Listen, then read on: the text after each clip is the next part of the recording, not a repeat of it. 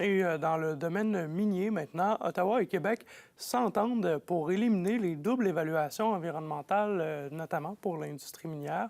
Roxane, c'est ce qu'a annoncé le lundi la ministre québécoise de l'Environnement, Pascale Derry, avec son homologue Joël Lightbound.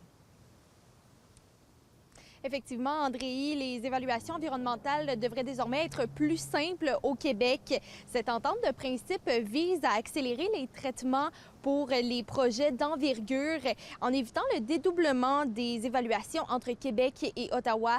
Les deux gouvernements assurent toutefois que cette simplification ne se fera pas au détriment de la protection de l'environnement. Je vous laisse entendre le directeur général de l'Association de l'exploration minière du Québec, Alain Poirier, et également ensuite le président de la Chambre de commerce et d'industrie de Rouyn-Noranda, Éric Beaupré.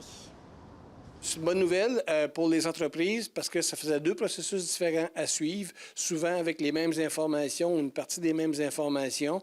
Donc, ça devenait un peu compliqué pour les entreprises. Même chose pour les gens qui participaient à ces audiences-là. Ça faisait deux audiences à préparer versus une. Autant le Québec que le fédéral gardent leur pouvoir. Il va y avoir le même nombre d'autorisations qui vont être émis, puis tout ça. En fait, c'est la partie consultation qui va être regroupée dans un seul événement. On le sait en Abitibi-Témiscamingue, hein, on est une région de projet. Donc, nos organisations, ce qu'ils ont besoin, c'est de systèmes efficaces qui évitent des longs délais administratifs. Et tout ça, bien sûr, il ne faut pas négliger l'aspect environnemental. Mais tout de même, Roxane, les groupes environnementaux, oui, de la région émettent des doutes face à cette fusion.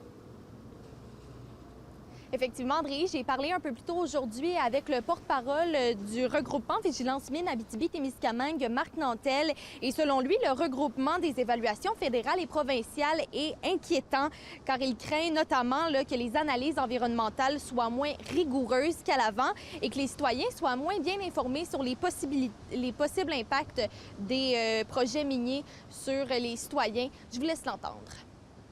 L'accélération des études, ça veut dire finalement avoir moins d'informations, de moins comprendre les projets et ça va avoir des impacts sur l'environnement, sur le vécu des gens.